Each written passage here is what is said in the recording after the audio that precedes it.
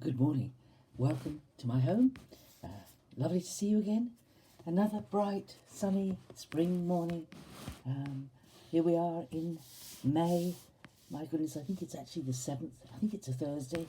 But all of that blurs as the days all seem to be gathered together. And we have opportunity while we're in this lockdown to do things perhaps we haven't got round to. Well, my thought for today is about something that I got round to starting yesterday. And I wasn't going to talk about it. And I woke up this morning and thought, I'm going to talk about this. So it's wacky, it's off the wall. I hope you'll stick with me as I try to lead you up to my thought in an introduction. And I start with one of my favourite actors, David Suchet, whose reading of the Bible, we are his audible reading of the Bible we are using every day for our devotions, Terry and I. And David Suchet, I've seen him in lots of parts, and of course supremely he is Poirot in that long-running series. I think they filmed every single story that Agatha Christie ever wrote about Poirot. And I've had on my shelf for ages this book, which is David Suchet's own account of his experience with Poirot, Hercule Poirot, the Belgian detective that Agatha Christie created. Now, if you hate Poirot, please stay with me. Some people simply don't like it. It's not their kind of thing to watch. But me, I think I could watch Agatha Christie or read. I read quite a few of her books, and I did get past the fact that the very first book story I ever read was one of the earliest ones, and I think, I can't even think what it was, Murder at the Vicarage, I think it was called. And I felt cheated by the end of the book because Agatha Christie had made the narrator of the story the murderer.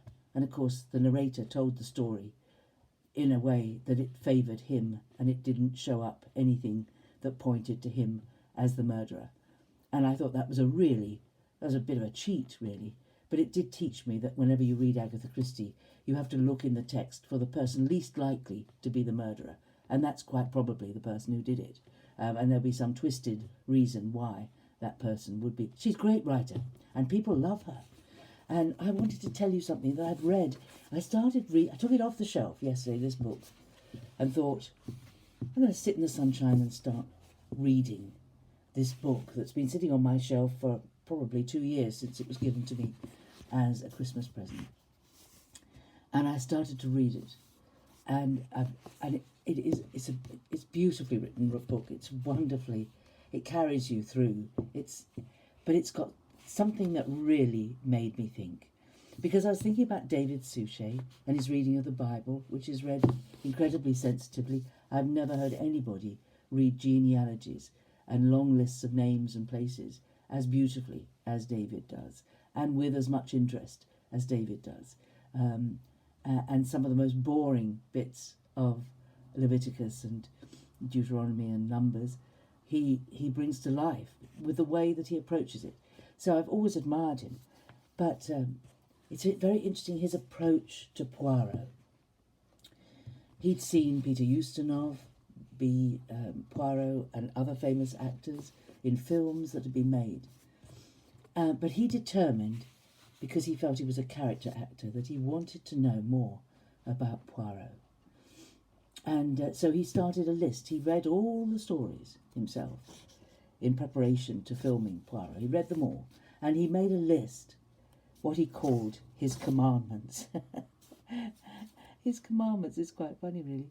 But he listed them, the things that were essential about Poirot. And the first one was Belgian, not French. And the third one has 4 lumps of sugar in tea and coffee, sometimes 3, once or twice 5. Wears patent leather, tight shoes, bows a great deal. Wonderful things. But then he very interestingly, he writes about Poirot, and he says, a man of faith and morals, reads his Bible every night before he goes to sleep.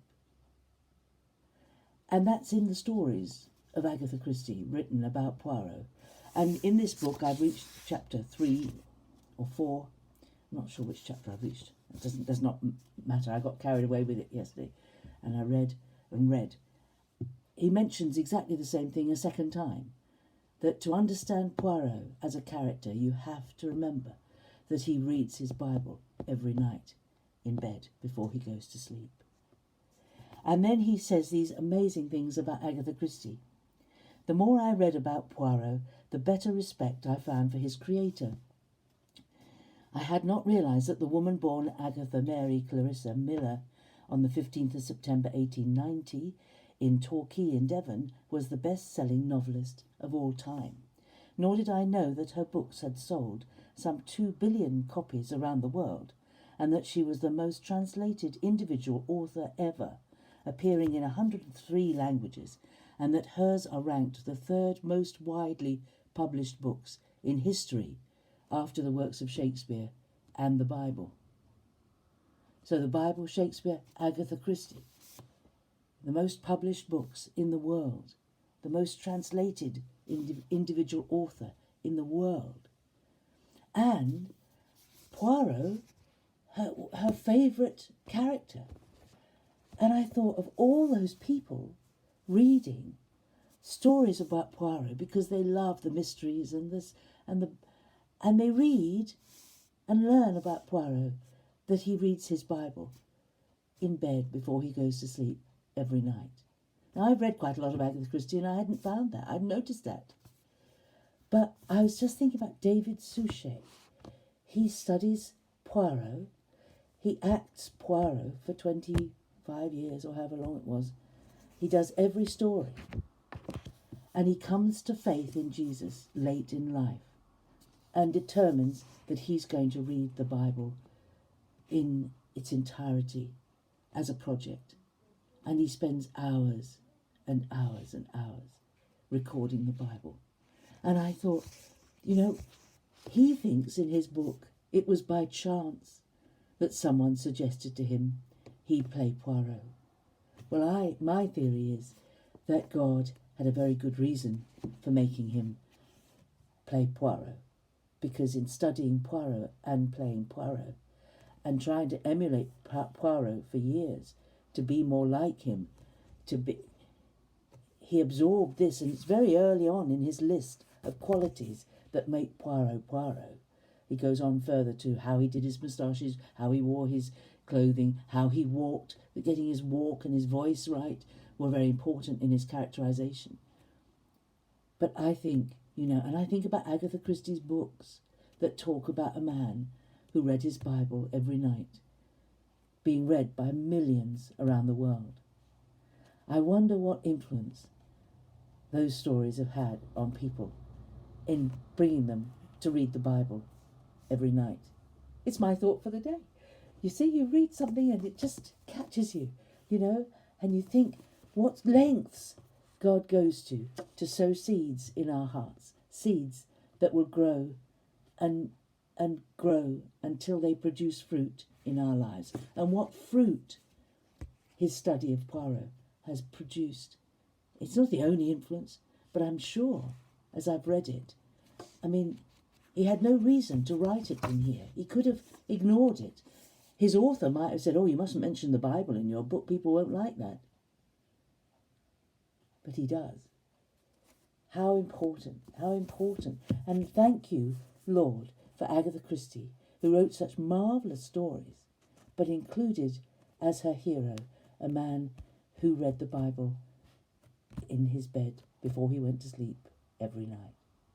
Well, that's my thought for the day. I've got the rest of the book to get on and read. I'll do some more today. God bless you. Have a great day. Hope you enjoyed my thought. Bye for now.